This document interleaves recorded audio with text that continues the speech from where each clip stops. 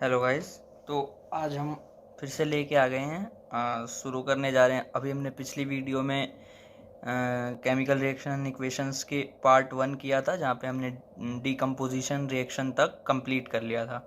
Decomposition reaction पूरी complete थी। अब वहाँ से आगे बढ़ेंगे। वो फर्स्ट उसमें हम टाइप्स ऑफ रिएक्शंस पढ़ रहे थे, जिसमें फर्स्ट रिएक्शन था अपना कम्बिनेशन रिएक्शन, और दूसरा जो था वो था डीकम्पोजिशन रिएक्शन। ठीक है सर। तो वो हमने कंप्लीट कर लिया था। अभी उसके 5 टाइप बताए गए थे, तो जिसमें से 2 बता दिए गए हैं पिछली वीडियो में। अगर आपने वो वीडियो नहीं देखी है, किसी ने भी नहीं देखी हो, तो वो जाके लिंक इसकी डिस्क्रिप्शन में है, तो वो जाके आप देख सकते हैं उधर। और बाकी हम आगे बढ़ते हैं। तो हम यहाँ पे जो third type of the reaction, वो हम अभी पढ़ेंगे। थर्ड, फोर्थ, फिफ्थ 5 टाइप्स पढ़ेंगे, और प्लस में 2 टाइप और होते हैं टेम्परेचर बेस्ड, वो पढ़ेंगे। और भी 2-3 चीज़ें हैं जो हमें पढ़नी है, वो हम पढ़ेंगे। ठीक है सर। तो शुरू करते हैं। ठीक। अपना जो यहाँ पे थर्ड टाइप था रिएक्शन का, वो था अपना डिस्प्लेसमेंट रिएक्शन। ठीक है sir. Displacement reaction third type था अपना डिस्प्लेसमेंट रिएक्शन। तो अब डिस्प्लेसमेंट रिएक्शन में होता ये है कि डिस्प्लेस होता है। जैसे मान लो यहाँ पे होता ये है कि जो ज़्यादा रिएक्टिव एलिमेंट्स होते हैं, ज़्यादा रिएक्टिव सब्सटेंसेस होते हैं, वो अदर सब्सटेंसेस को रिएक्शन में कम रिएक्टिव सब्सटेंसेस से खींच लेते हैं। जो जैसे मान लो रिएक्शन हुआ, उसमें 2 मेटल्स हैं। एक मेटल जो है वो सल्फेट के साथ है और एक अकेला है। तो अगर वो अकेला जो मेटल है वो अधिक रिएक्टिव है, ज़्यादा रिएक्टिव है, तो सल्फेट को वो अपने साथ ले लेगा, और जो कम रिएक्टिव मेटल था वो प्रोडक्ट में अकेला रह जाएगा। ठीक है, मतलब डिस्प्लेस कर लेते हैं। ये होता है इनमें। देखो इस रिएक्शन में होता क्या है, पहले डेफिनेशन समझो इसका। When the more reactive metal displaces another substance from less reactive metals, ठीक है, then the reaction is called displacement reaction।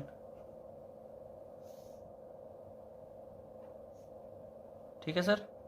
Displacement reaction when the more reactive metal, मान लो कोई रिएक्शन हो रही है, उसमें जो रिएक्टेंट हैं उनमें 2 मेटल्स होंगे, एक सल्फेट के साथ होगा। तो होगा ये इसमें कि मान लो अगर जो अकेला मेटल है वो ज़्यादा रिएक्टिव है, और जो सल्फेट के साथ है वो कम रिएक्टिव है, तो प्रोडक्ट में ऐसा होगा कि जो सल्फेट होगा वो अधिक रिएक्टिव मेटल के साथ जुड़ जाएगा, और जो कम रिएक्टिव मेटल होगा वो अकेला रह जाएगा। ठीक है सर। एग्जाम्पल से समझते हैं इसके। एग्जाम्पल इसका आप लोगों ने पहले भी देखा है, कई क्वेश्चंस में भी बात होती है इसकी, कि लोहे की कील को जब उसको कॉपर सल्फेट में डुबाया जाता है तो फिर क्या होता है, ऐसा क्वेश्चन आता है। और इसका रिएक्शन ऐसा होता है कि मान लो ये Fe है solid, plus CuSO4, Cu copper sulphate. ठीक है सर, ये भी सॉलिड है। तो इन दोनों को जब इन दोनों का रिएक्ट करेंगे ये, तो यहाँ पे होता ये है कि जो SO4 है ना, वो इसके साथ आ जाता है, because of it is more reactive than this. मतलब ये जो है कॉपर है, ये लेस रिएक्टिव है फेरस से, और फेरस जो है वो इससे ज़्यादा रिएक्टिव है। इसलिए होता ये है कि Fe के साथ SO4 आ जाता है, और Cu जो है वो अकेला रह जाता है। That is called displacement reaction. ठीक है सर। यहाँ पे यही होता है कि जो मोर रिएक्टिव होता है ना, वो अदर सब्सटेंस को अपनी तरफ खींच लेता है। ठीक है, तो ये यहाँ पे मोर रिएक्टिव ये था, तो जो मोर रिएक्टिव होता है अपनी तरफ खींच लेता है। इसका और अगर आप उदाहरण देखना चाहें, कोई मान लो जिंक से करवा लो, zinc plus copper sulphate, same रहेगा इसका भी, ठीक है सर। जिंक सल्फेट बन जाएगा ये तो, और कॉपर अकेला रह जाएगा। फिर से वही बात आ गई ना, जिंक ने SO4 को डिस्प्लेस कर लिया अपनी तरफ और यहाँ पे कॉपर अकेला रह गया, ठीक है। This is called displacement reaction. अब डिस्प्लेसमेंट रिएक्शन आप लोग को समझ में आ गया, ठीक है। अब इसके बाद हम देखते हैं अपना फोर्थ टाइप है double displacement reaction. Double displacement reaction, double displacement reaction. Notes बनाते चलना, क्योंकि ये नोट्स ही काम आते हैं। नोट्स रहते हैं अगर तो क्वेश्चंस देखने की भी बहुत कम ज़रूरत पड़ती है, सिर्फ नोट्स पढ़ने से काम हो जाता है। तो डबल डिस्प्लेसमेंट रिएक्शन, ठीक है सर। डबल डिस्प्लेसमेंट रिएक्शन में ये होता है, डबल डिस्प्लेसमेंट का आप खुद से मतलब एक बार समझ के देखो, दिमाग में सोच के। यहाँ पे डिस्प्लेसमेंट में क्या हो रहा था कि सब्सटेंस जो है डिस्प्लेस हो रहे थे, लेकिन कितनी बार हो रहे थे? एक ही बार हो रहे थे। यहाँ पे था, अब वो एक बार यहाँ से जाके यहाँ हो गया। लेकिन यहाँ पे क्या होगा, यहाँ पे एक ही साथ एक ही रिएक्शन में दो तरह के डिस्प्लेसमेंट होंगे, दो तरह के डिस्प्लेसमेंट होंगे, दो डिस्प्लेसमेंट होंगे। That is called double displacement reaction. दूसरी भाषा में इसको ये भी कहा जा सकता है कि जो यहाँ पे जो भी मेटल्स होते हैं और उनके साथ जो सब्सटेंसेस जुड़े हुए होते हैं, किसी के साथ SO4 जुड़ा हुआ होगा, किसी के साथ कुछ और जुड़ा हुआ होगा, तो वो जितने भी होंगे वो क्या करेंगे, वो दूसरी भाषा में हम ये कह सकते हैं कि अपने सब्सटेंसेस को एक्सचेंज कर लेते हैं, ठीक है सर। वो अब एक दूसरे को एक्सचेंज कर लेते हैं, मतलब वो अपना सब्सटेंस उसको दे देगा और उसका वो खुद ले लेगा, ठीक है सर। तो मतलब यहाँ पे ये होता है, यहाँ पे इसका डेफिनेशन से एक बार आप समझो इसको। व्हेन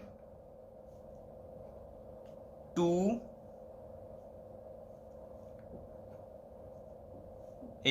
टू डिफरेंट एटम्स और group of atoms. Group of atoms आप जानते हैं आयन होता है। Group of atoms exchange themselves with each other, exchange themselves with each other, then the reaction is called double displacement reaction, ठीक है sir. Is called double displacement reaction. इसका मतलब ये हुआ, आप फिर से समझो एक बार, मैं समझा देता हूं। व्हेन टू डिफरेंट एटम्स और group of atoms exchange themselves with each other, जो डिफरेंट एटम्स होंगे, अलग अलग एटम्स इसमें जुड़े हुए होंगे, वो एक्सचेंज कर लेंगे ना, तो उसको बोलेंगे हम डबल डिस्प्लेसमेंट रिएक्शन। आपस में ही वो एक्सचेंज कर लेते हैं चीज़ों को, ठीक है। एग्जाम्पल से समझो एक बार इसको आप। एग्जाम्पल इसका है, एक बहुत बढ़िया सा एग्जाम्पल है अपने पास। मान लो हमने लिया BaCl2, ठीक है। हमने लिया BaCl2 और प्लस में और हमने ले लिया Na2SO4, ऐसा कुछ ले लिया मैंने, ठीक है। ये भी एक्वस सॉल्यूशन होगा, ऐसा कुछ ले लिया मैंने Na2SO4। और इससे बने, अब इससे होता ये है, यही हम अभी पढ़ने जा रहे हैं।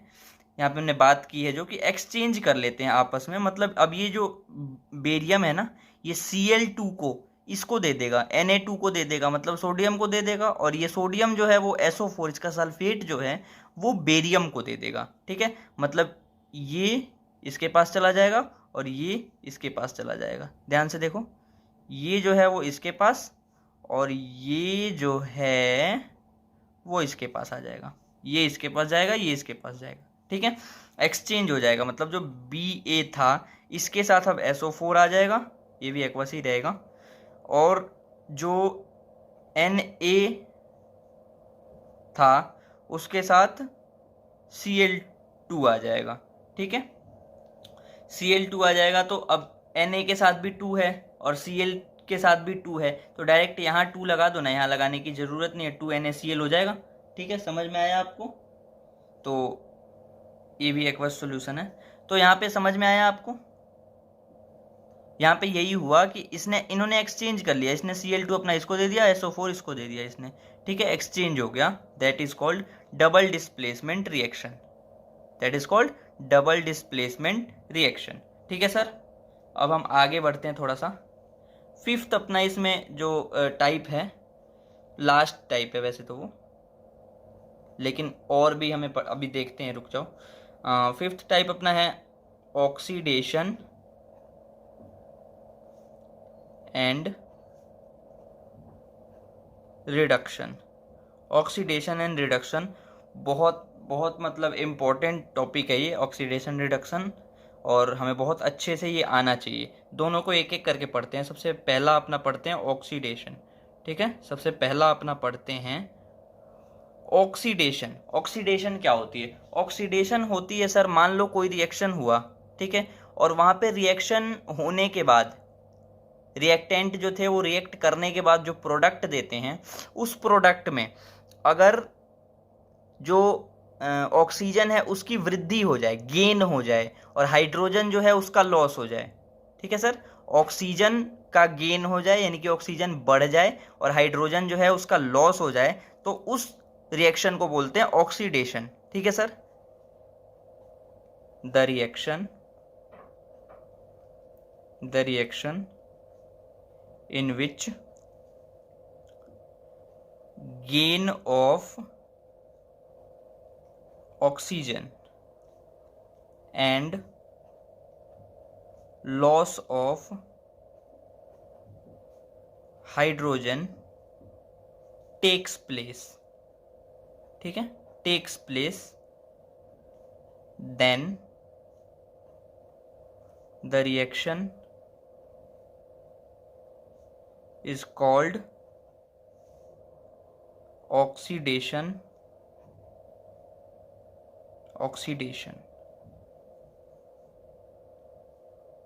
and the substances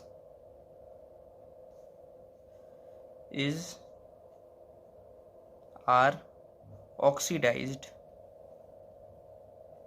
ठीक है, ऑक्सीडेशन रिएक्शन अभी मैंने वही समझाया, जो वही कहना चाहता है, the reaction in which gain of oxygen यानी कि ऑक्सीजन बढ़े एंड लॉस ऑफ हाइड्रोजन यानी कि हाइड्रोजन घटे takes place, then the reaction is called oxidation and the substances are oxidised.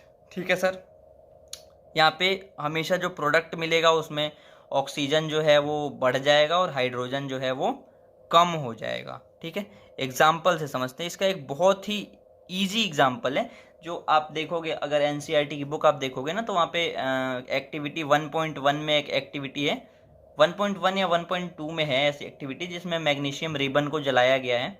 ये 9th में भी था शायद। तो मैग्नीशियम रिबन को जहाँ जलाया गया है, तो मैग्नीशियम रिबन को जलाने से मैग्नीशियम ऑक्साइड मिला है। अब वहीं पे आप देख लो, उसी को समझ लेना, बहुत इजी सा मतलब एग्जांपल है उसका। मान लो आपने ये 2 mg मैग्नीशियम रिबन को क्या किया गया, इसका दहन किया गया, जलाया गया। तो जलाएंगे O2 के मतलब O2 रहेगा तभी जलाएंगे, ऑक्सीजन ये गैस होती है। ठीक है सर, जलाया गया तो हमें मिला था 2mgO मतलब मैग्नीशियम ऑक्साइड मिला था, ये भी सॉलिड। ठीक है, अब देखो यहाँ पे ऑक्सीडेशन कैसे हुआ। ये मैग्नीशियम को देखो आप, मैग्नीशियम के साथ क्या ऑक्सीजन था? नहीं था ना, मैग्नीशियम के साथ कोई ऑक्सीजन नहीं था। लेकिन यहाँ पे देखो आप, यहाँ पे आप जब गए तो आपने देखा कि मैग्नीशियम के साथ ऑक्साइड जुड़ गया है, यानी कि इसके पास ऑक्सीजन आ गया है। तो इसको क्या बोलेंगे, इस रिएक्शन को ऑक्सीडेशन। ठीक है सर, इसको बोलेंगे हम ऑक्सीडेशन। ठीक है, और इसमें एक क्वेश्चन मतलब आता है, रहता है क्वेश्चन 10th में, पेपर बोर्ड्स में भी आ जाते हैं कि what are oxidising agents. Oxidising agents पूछता है कि ऑक्सीडाइजिंग एजेंट क्या होते हैं। तो ऑक्सीडाइजिंग एजेंट होते हैं वो एजेंट होते हैं जो खुद रेड्यूस होकर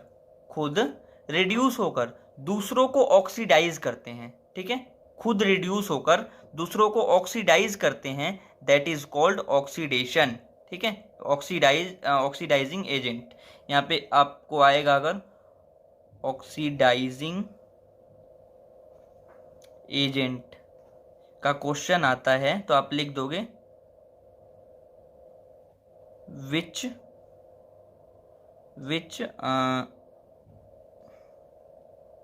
oxidise others and reduced itself, ठीक है सर, रिड्यूस्ड इटसेल्फ। जब ये खुद को रिड्यूस कर लेगा तो that is called oxidising agent. जो दूसरों को ऑक्सीडाइज करेंगे और खुद रिड्यूस हो जाएंगे वो कहलाएंगे ऑक्सीडाइजिंग एजेंट। ध्यान रखना है इसमें, मतलब दोनों बात याद ना रहे तो आप एक ही बात याद रख सकते हो कि जो दूसरों को ऑक्सीडाइज करे, जो दूसरों को ऑक्सीडाइज करे वो ऑक्सीडाइजिंग एजेंट होगा, ठीक है सर, जो दूसरों को ऑक्सीडाइज करे वो ऑक्सीडाइजिंग एजेंट होगा, ठीक है सर। अब हम अगला टॉपिक देखते हैं। एक अगला टॉपिक अपन देखेंगे अभी।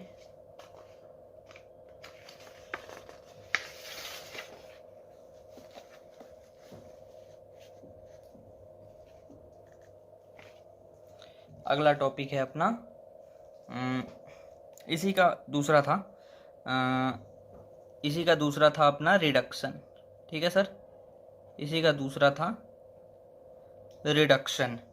रिडक्शन का मतलब आप इससे समझ लो कि बिल्कुल इसका उल्टा, जो ऑक्सीडेशन हमने पढ़ा उसका बिल्कुल उल्टा। वहां पे क्या हो रहा था, gain of oxygen and loss of hydrogen हो रहा था, और यहाँ पे क्या होगा, यहाँ पे गेन ऑफ हाइड्रोजन होगा एंड लॉस ऑफ ऑक्सीजन होगा, दैट इज कॉल्ड रिडक्शन, ठीक है सर। देखो यहाँ पे the reaction in which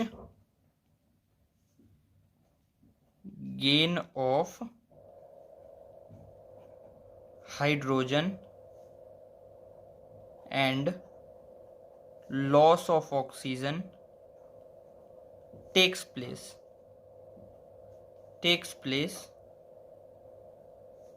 then the reaction is called reduction, ठीक है sir, the reaction is called reduction and the substances gets reduced, ठीक है सर। यहाँ पे वही बात हो गई, उसका उल्टा जस्ट ऑक्सीडेशन का, कि the reaction in which gain of hydrogen, यहाँ पे हाइड्रोजन की वृद्धि होगी एंड लॉस ऑफ ऑक्सीजन यानी takes place, then the reaction is called reduction and substances gets reduced. Example के साथ इसको भी देखते हैं। एग्जाम्पल में इसका भी एग्जाम्पल एक बहुत आसान सा है अपने पास, मतलब आसान तो क्या ही है लेकिन है आसान, तो अब हम क्या ही कह सकते हैं, आसान है तो इसमें कोई दिक्कत नहीं है, ठीक है सर। आप जैसे मान लो आपने लिया जिंक ऑक्साइड ले लिया आपने, ठीक है सर, जिंक ऑक्साइड आपने ले लिया, सॉलिड होगा ये तो, और आपने एक कार्बन ले लिया, ठीक है सर, ये भी अपना सॉलिड ही होगा, कार्बन अकेला है तो सॉलिड ही होगा, ठीक है, और सॉलिड होगा। और इससे बनता क्या है हमारे पास, इससे बनता ये है कि मान लो आप क्या करेगा, जिंक हो जाएगा एक अकेला सॉलिड, और कार्बन मोनोऑक्साइड सी और O मिलके कार्बन मोनोऑक्साइड बना लेंगे, ये गैस होता है। कार्बन मोनोऑक्साइड आपको पता होगा गैस होती है, बहुत खतरनाक गैस होती है, ये जहरीली गैस होती है, ठीक है। तो यहाँ पे देखो ये गैस बना लेगा, ये रिएक्शन हो गई है। अब यहाँ पे देखो आप, जिंक के साथ ऑक्सीजन था, जिंक ऑक्साइड था ना, जिंक के साथ ऑक्सीजन था, और यहाँ पे देखो एक बार, यहाँ पे देखो, यहाँ पे जिंक के साथ अब ऑक्सीजन नहीं है, तो जो ऑक्सीजन था पहले रिएक्टेंट में अब ऑक्सीजन नहीं है, हट गया, यानी कि ऑक्सीजन का यहाँ पे लॉस हो गया ना, लॉस ऑफ ऑक्सीजन हो गया ना, तो इसको क्या बोलेंगे, इसको हम बोल देंगे रिडक्शन, ठीक है सर, इसको बोल देंगे हम रिडक्शन। और यहीं पे अगर देखा जाए एक तरह से तो ऑक्सीडेशन भी हुआ है किसी का, देख लो कार्बन के पास क्या ऑक्सीजन था, नहीं था ना, कार्बन के पास कोई ऑक्सीजन नहीं था, लेकिन यहाँ पे देखो कार्बन के साथ ऑक्सीजन भी आ गया है, कार्बन के साथ ऑक्सीजन भी आया हुआ है, तो इसको क्या बोलेंगे, इसको बोलेंगे ऑक्सीडेशन। इसमें दोनों ही हो गया, ये हमने अच्छा एग्जाम्पल लिया था, इसमें दोनों ही हो गया, ये रिडक्शन हो गया, ये ऑक्सीडेशन हो गया। ठीक है सर, एग्जाम्पल से समझ में आया आपको। अब इसमें भी एक वैसा क्वेश्चन आता है जो वहाँ पे हमने ऑक्सीडाइजिंग एजेंट पढ़ा था ना, ऐसे यहाँ पे एक क्वेश्चन आता है, what are reducing agents, what are reducing agents. ठीक है, यहाँ पे भी जस्ट उसका उल्टा, वहाँ पे क्या बोला गया था कि जो दूसरों को ऑक्सीडाइज करें, यहाँ पे ये है कि reduces others and oxidize itself, that is called reducing agent। ठीक है, reducing agent यही होता है जो दूसरों को रिड्यूस कर दे और खुद ऑक्सीडाइज हो जाए, यानी खुद ऑक्सीडाइज होकर दूसरों को रिड्यूस करे, that is called reducing agents। अच्छा, एक और चीज इसमें जो है वो छोटी सी चीज़ है, बहुत पढ़नी है, कि यहाँ पे मान लो ये वाला हमने एग्जाम्पल लिया था, यहाँ पे दोनों रिएक्शंस, एक ही रिएक्शन में दोनों चीज़ें हो गई, ऑक्सीडेशन और रिडक्शन। तो वो रिएक्शन जिनमें एक होगा, सिर्फ ऑक्सीडेशन होगा, तो उसको तो आप ऑक्सीडेशन बोल दोगे, रिडक्शन होगा तो रिडक्शन बोल दोगे, लेकिन किसी रिएक्शन में अगर दोनों होता है तो उस रिएक्शन का भी एक पर्टिकुलर स्पेसिफिक नाम है जिसको बोलते हैं रेडॉक्स रिएक्शन। ठीक है, रेडॉक्स रिएक्शन वो रिएक्शन होता है जिसमें ऑक्सीडेशन एंड रिडक्शन दोनों होते हैं, एक साथ होते हैं, एक ही रिएक्शन में होते हैं, that reaction is called redox reaction. छोटा सा इसके बारे में टॉपिक भी डाल के पढ़ लेते हैं, वैसे बहुत बड़ा टॉपिक नहीं है ये, यहाँ पे लिख लेते हैं redox reaction.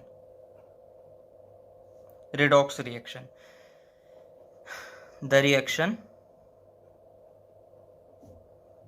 in which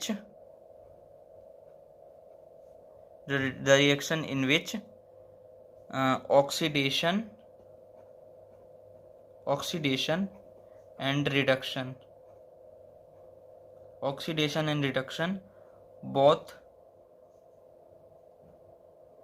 takes place, then it is called, बोलो, it is called redox reaction। ठीक है sir, it is called redox reaction, जहाँ पे दोनों हो, ऑक्सीडेशन भी और रिडक्शन भी, that is called redox reaction। ठीक है सर, इसका भी ये एग्जाम्पल, इसका भी हो सकता है, रेडॉक्स का भी ये एग्जाम्पल हो सकता है अपने पास। ठीक है, रेडॉक्स का ये एग्जाम्पल भी अपने पास हो सकता है। ठीक है, अब अपने जो रिएक्शंस हैं, केमिकल रिएक्शंस, इनकी हमने लास्ट की टॉपिक, मतलब पांच पॉइंट्स थे, 5 तरह के वो रिएक्शंस थे, वो रिएक्शंस 5 जो हमने पढ़ ली, कवर कर ली। अब यहाँ पे टेम्परेचर बेस्ड 2 टॉपिक उसके और होते हैं जो हमें पढ़ने होते हैं।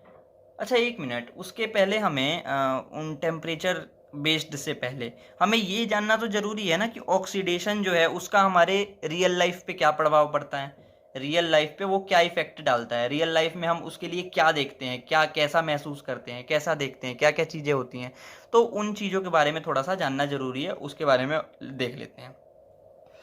इसकी भी दो टॉपिक्स होते हैं लगभग, वो हमें ज़रूरी है जानना कि यहाँ पे लिखो कि the effect of oxidation in our daily life. ठीक है जी, the effect of oxygen in our daily life, मतलब ऑक्सीडेशन की जो इफेक्ट डेली लाइफ में हमारे पड़ती है उसके बारे में जानते हैं। इसमें सबसे पहली चीज वो होती है कोरोशन। ठीक है, फर्स्ट ए डाल के लिख लो, ए डालो, यहाँ पे फर्स्ट सेकंड डाल रहे हैं ना, ए डालो। कोरोशन होता है। ठीक है, फर्स्ट इफेक्ट होता है। ये इफेक्ट हम रोज देखते हैं, एवरी डे देख सकते हैं, या फिर जब भी हम देखते हैं, मान लो यहाँ पे कोरोशन का मतलब ये होता है कि ऑक्सीडेशन, ऑक्सीजन के कांटेक्ट में आने से किसी मेटल पे कोई लेयर बन जाना, ऑक्सीजन के जब कांटेक्ट में आता है वो मेटल, कोई भी मेटल हो, जब वो ऑक्सीजन के कांटेक्ट में आता है तो उसके ऊपर कोई लेयर बन जाती है, तो उस लेयर को हम बोलते हैं रस्टिंग। ठीक है सर। और उस रस्टिंग का जो मतलब होता है, उस रस्टिंग को, उस प्रोसेस को हम बोलते हैं करोशन। ठीक है।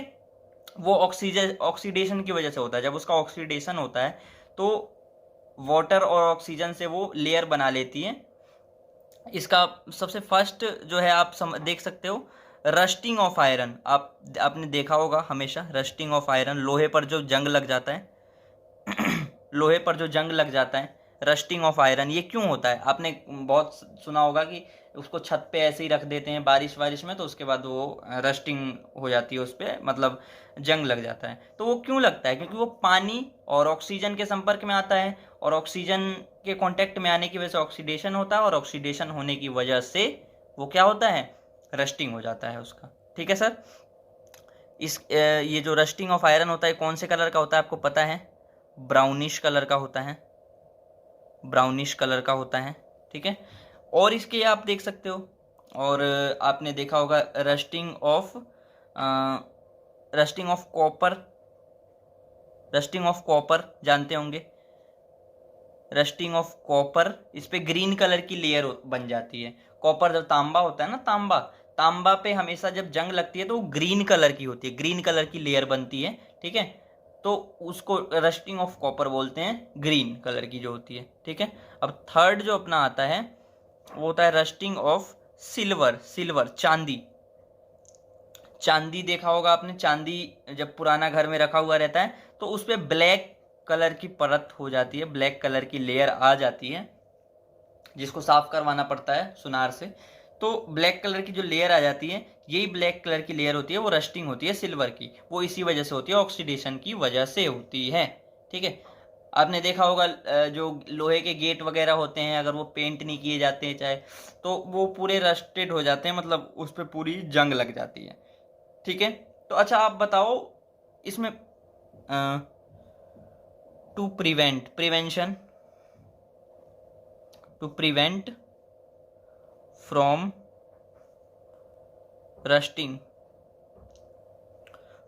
फ्रॉम रस्टिंग, रस्टिंग से बचने के लिए, रस्टिंग से लोहे को या फिर किसी भी मेटल को बचाने के लिए हम क्या करते हैं? आपको पता है, गेट में जब जंग लग जाती है तो उसको हम क्या करते हैं? जंग छुड़ा के उसके बाद क्या ऊपर से कर देते हैं? पेंट कर देते हैं, ताकि उस पर जंग ना लगे। यानी कि सबसे पहली हमारी जो चीज है, अच्छी सी, बहुत अच्छा उपाय है, to prevent from rusting we can paint the metal, हम उस मेटल को पेंट कर देंगे। फिर उसकी जो रस्टिंग की जो प्रक्रिया होती है, रस्टिंग का जो प्रोसेस होता है, वो बहुत ज़्यादा धीरे हो जाता है, बहुत ज़्यादा स्लो हो जाता है, और स्लो होने के कारण कई कई सालों तक उसमें रस्टिंग नहीं होती है। ठीक है। तो ये था अपना कोरोशन। ठीक है। और कोरोशन के बाद एक और चीज़ पढ़नी होती है, बहुत आसान सी चीज़ है वो, बी डाल के लिख लो यहाँ पे, रेंसिडिटी। ठीक है सर। रेंसिडिटी का मतलब ये होता है कि जैसे हमारे घर में खाना जो है वो खराब हो जाता है, रखा रखा, कई बार आप 2-2 दिन फ्रिज में अगर खाना ना रखो तो वो खराब हो जाता है ना। तो वो क्यों खराब हो जाता है? क्योंकि वो ऑक्सीजन के संपर्क में आता है। जब वो, अगर खाना वो ऑयली होगा अगर वो खाना, तो वो बिल्कुल 100% है कि उसको खराब हो ही जाना है। ठीक है। तो खराब हो जाना है का मतलब क्या है? कि वो खराब हो जाएगा। तो खराब होता है, इसलिए खराब होता है वो, क्योंकि खराब इसलिए हो जाता है क्योंकि ऑयली होता है एक तो, और जब वो ऑक्सीजन के कांटेक्ट में आता है, ऑक्सीडेशन होता है उसका, और ऑक्सीडेशन होने की वजह से उसमें स्मेल जो है, स्मेल और टेस्ट में बहुत ज़्यादा चेंज आ जाता है, बहुत गंदा सा स्मेल और टेस्ट हो जाता है। तो उसी को बोलते हैं हम रेंसिडिटी। ठीक है सर। इसके बारे में देखते हैं। When when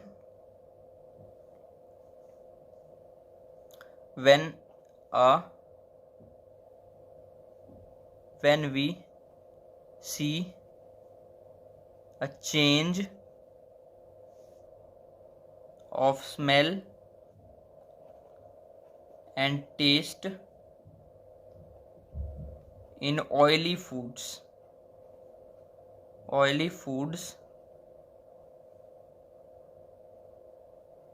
this process is happened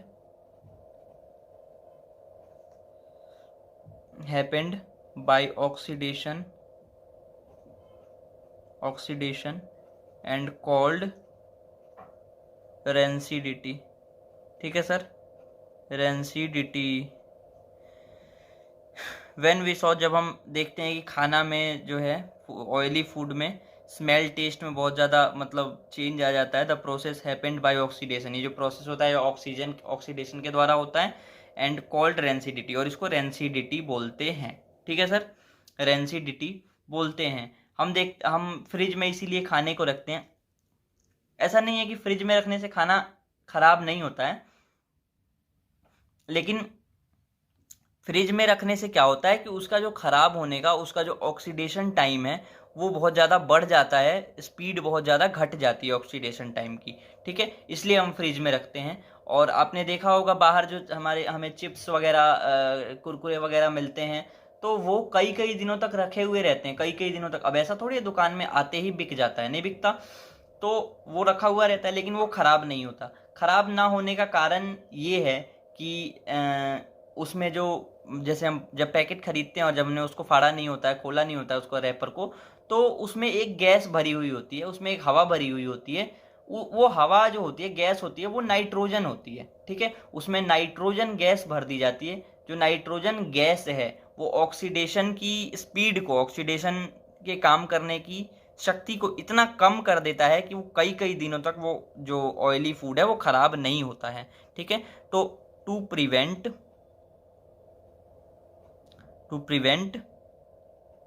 we can use nitrogen gas. ठीक है, प्रिवेंशन इसका यही है कि हम नाइट्रोजन गैस यूज करें, तो ये इसका प्रिवेंशन है। ठीक है सर, तो यहाँ पे हमने कोरोशन और रेंसिडिटी कंप्लीट कर लिया है। अब अपना एक दो और टॉपिक बच रहे हैं, दो और टॉपिक हैं बस, आसान आसान से, ज़्यादा मुश्किल भी नहीं है, आसान आसान से टॉपिक हैं, तो दिक्कत कोई है नहीं। वैसे अपना देख लेते हैं, वो भी जो बचे हुए हैं उसको भी देख लेते हैं अभी। ठीक है सर, जो बचे हुए हैं उसको भी अभी हम कर लेंगे यहाँ पे।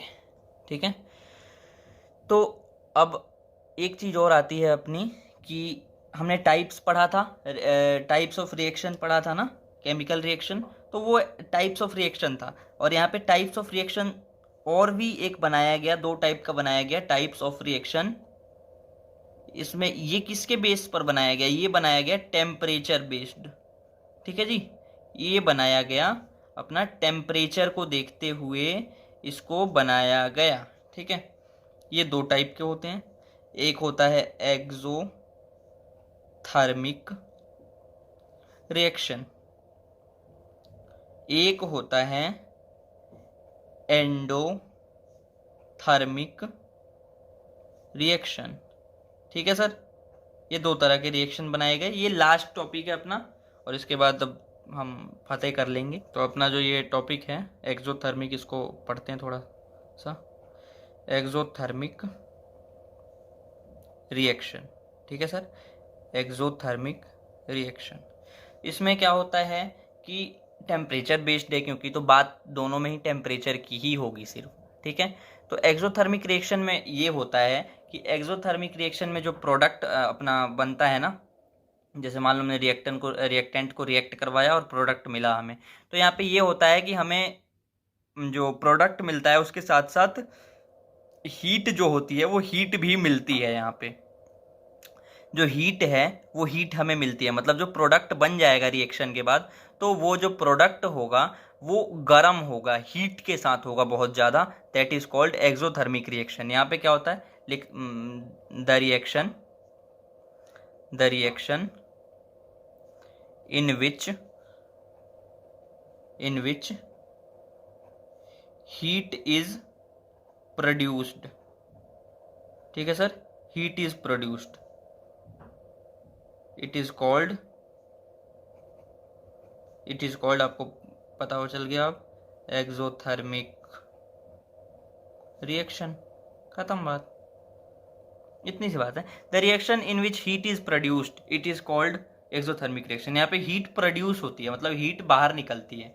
ठीक है सर, यहाँ पे क्या होगा, यहाँ पे हीट जो होगी वो अपनी बाहर निकलेगी, तो इसको बोलेंगे हम एक्सोथर्मिक रिएक्शन। ठीक है सर, तो एक्सोथर्मिक रिएक्शन का मतलब हीट बाहर निकलेगी यहाँ पे। अब देखो, आप एग्जाम्पल के साथ थोड़ा सा समझ लो, बहुत इजी सा है ये। अब एक बात बताओ, कार्बन डाइऑक्साइड जो होती है वो कैसी गैस होती है, गर्म होती है या ठंडी होती है? आप जब मुंह से सांस छोड़ते हो, कार्बन डाइऑक्साइड निकलती है, तो वो हवा गर्म होती है। गर्म होती है यानी कि कार्बन डाइऑक्साइड गर्म है। लेकिन हमने जो हवा लिया अंदर, वो तो ठंडी थी। वो हमने जो खींचा ऑक्सीजन, वो तो ठंडी थी, है ना। तो मतलब अब होता, बनता कैसे है कार्बन डाइऑक्साइड? कार्बन होता है और प्लस में एक ऑक्सीजन हम अंदर लेते हैं, जो ये होती है, और मिल के बना देता है ये कार्बन डाइऑक्साइड। ठीक है सर, यही तो बना देता है। लेकिन एक बात बताओ, कार्बन भी ठंडा, ऑक्सीजन भी ठंडा, लेकिन सारा कुछ कंप्लीट होने के बाद यहाँ पे जो कार्बन डाइऑक्साइड होता है ये गर्म होता है, मतलब इसके साथ हीट भी निकलती है। ठीक है, हीट भी निकलती है, तो that is called exothermic reaction. हमेशा हीट निकलती है इसके साथ, that is called exothermic reaction. ऐसे ही एक और इसका एग्जांपल अगर आपको चाहिए तो आप देख सकते हो। मान लो नेचुरल गैसेस, आपको पता है नेचुरल गैसेस क्या होती हैं? नेचुरल गैसेस जो होती हैं CH4, ठीक है, इसको जब हम जलाते हैं, इसको जब हम जलाते हैं तो यहाँ पे ऑक्सीजन की प्रेजेंस में जलाया गया। ठीक है, जब जलाया गया तो हुआ ये कि कार्बन डाइऑक्साइड तो हमें मिलेगा, मिलेगा ही मिलेगा ना 100%। जब हम नेचुरल गैस को जलाएंगे, मान लो हम गैस जलाते हैं, LPG CNG, जब हम जलाते हैं तो हमें मिलता है कार्बन डाइऑक्साइड, तो मिलता ही है, ये मिलेगा।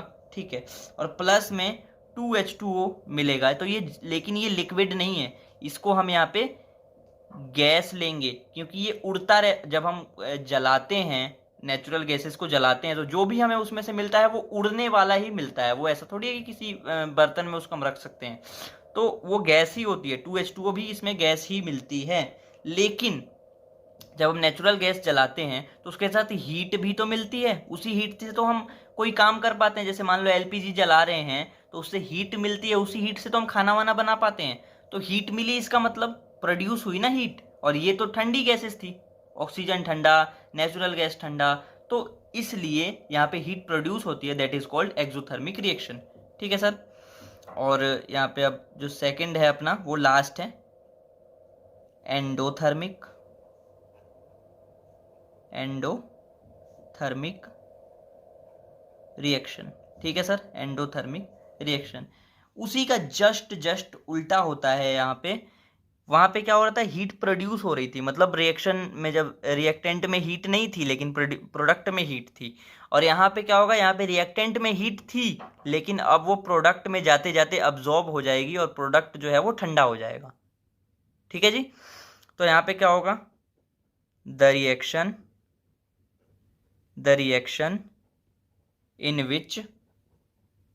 in which heat is absorbed, the reaction in which heat is absorbed,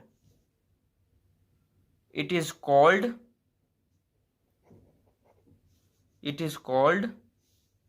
endothermic reaction। ठीक है सर, एंडोथर्मिक रिएक्शन। ठीक है, okay. The reaction in which heat is absorbed, यहाँ पे हीट एब्जॉर्ब हो जाती है। एब्जॉर्ब होने का मतलब ये है कि रिएक्टेंट में हीट थी, यानी कि अपना जो रिएक्टेंट था वो गर्म था, लेकिन जब रिएक्शन हो गई, प्रोडक्ट हमें मिल गया, तो वो प्रोडक्ट जो होगा वो प्रोडक्ट हमें ठंडा मिलेगा, तो that is called endothermic reaction. ठीक है, इसको एक एग्जाम्पल से समझ लेते हैं। एग्जाम्पल देख लो इसका। एग्जाम्पल में मान लो बहुत आसान सा एक एग्जाम्पल है कि हमने कार्बन लिया, carbon solid, plus H2O gas के रूप में हमने ले लिया। ठीक है जी, H2O हमने गैस के रूप में लिया है यहाँ पे। ठीक है, और प्लस में हीट ले लिया, हीट। तो हमें मिलता क्या है, हमें कार्बन मोनोऑक्साइड मिल जाता है, CO से कार्बन मोनोऑक्साइड मिल जाता है, और प्लस में क्या मिलता है, H2 मिल जाता है। लेकिन हमें हीट कहीं नहीं मिलती है, क्योंकि कार्बन मोनोऑक्साइड भी गर्म गैस नहीं होती है, और जो हाइड्रोजन होती है, हाइड्रोजन तो ठंडी ही होती है, आपको भी पता है। यहाँ पे लेकिन हीट हमने दी, इसको यहाँ पे हीट दी थी ना, तो हीट दी थी, लेकिन हीट जो है वो यहाँ पे मतलब हीट देखा जाए तो प्रोडक्ट में मिली नहीं। अच्छा, अब एक बात और है कि जो हमने डिकम्पोजिशन रिएक्शन में हीट डिकम्पोजिशन पढ़ा था, हीट डिकम्पोजिशन पढ़ा था, तो वहां पे जो हमने एग्जाम्पल लिया था ना, वो एग्जाम्पल भी हम यहाँ पे ले सकते हैं, क्योंकि हमने वहां पे डिकम्पोजिशन किस चीज से करवाया था, हीट से करवाया था। यहाँ पे हीट रख के डिकम्पोजिशन करवाया, यानी कि रिएक्टेंट में हमने हीट रखा और प्रोडक्ट में हमें हीट नहीं मिला था वहां पे। ठीक है, तो वहां पे जो हीट डिकम्पोजिशन वाला था वो एग्जाम्पल भी आप ले सकते हो। अगर वहां पे जो लाइट डिकम्पोजिशन वाला था तो वो एग्जाम्पल भी आप ले सकते हो, क्योंकि लाइट जो होती है, लाइट में भी हीट होती है, लाइट में हीट तो होती है। आप सनलाइट देख लो, हीट कितनी ज़्यादा होती है। उसके बाद आप उसमें एक और थी इलेक्ट्रिक डिकम्पोजिशन, वो इलेक्ट्रिक डिकम्पोजिशन भी ले सकते हो, क्योंकि इलेक्ट्रिक में भी हीट होती है। इलेक्ट्रिक में अगर हीट नहीं होती तो हमारा मोबाइल फ़ोन, हमारा चार्जर, ये सारी चीज़ें जो हैं वो गर्म नहीं होते, तो हीट है उसमें भी। यानी कि वो 3-4 एग्जाम्पल भी इसमें आप ले सकते हो। मतलब अगर पेपर में पूछेगा आपसे एंडोथर्मिक रिएक्शन के एग्जाम्पल्स पूछेगा, तो आप 4-5 एग्जाम्पल वहाँ से उठा के लिख सकते हो। ठीक है सर, तो समझ गए यहाँ पे क्या होता है। यहाँ पे हीट दिया जाता है रिएक्टेंट में, लेकिन प्रोडक्ट में हमें हीट नहीं मिलता है। ठीक है सर, यहाँ पे आपका जो चैप्टर है, चैप्टर 1 कंप्लीटेड। ठीक है, चैप्टर 1 जो 10th क्लास का है अपना, वो कंप्लीट हो चुका है। अब इसमें कुछ भी नहीं रह गया, सारा कुछ पढ़ा दिया गया, सब कुछ कंप्लीट है, बिल्कुल फिनिश। और अगली वीडियो, अब इसका नेक्स्ट वीडियो जो है वो फिर से कल आ जाएगी, इसमें कोई शक नहीं है, आएगी वीडियो तो। और 8th 9th 10th की मैथ और साइंस की वीडियो तो आती रहेगी, 11th 12th की फिजिक्स की वीडियो आती रहेगी, और बैक टू बैक वीडियो आएगी। तो इसलिए चैनल को सब्सक्राइब कर लें और उसमें जो प्रेस बटन है उसको दबा दें, घंटी का बटन बेल, ताकि उससे आपको जो भी हम वीडियो जब भी डालेंगे तो वो आपको नोटिफिकेशन तुरंत ही पहुंच जाएगी। ठीक है, तो ये आप कर लें, और अपने दोस्तों के साथ, अपने साथ के भाइयों के साथ, बड़े भाई छोटे भाई जो भी पढ़ना चाहते हैं उनको ये चीज़ शेयर करें, ताकि उनको भी इससे फ़ायदा मिले। और चैनल को सब्सक्राइब करें, लाइक करें, कमेंट करें, अगर कोई प्रॉब्लम है तो सारी चीज़ें करें धड़ाधड़। बाय। ठीक है, फिर मिलते हैं कल। Okay, thank you.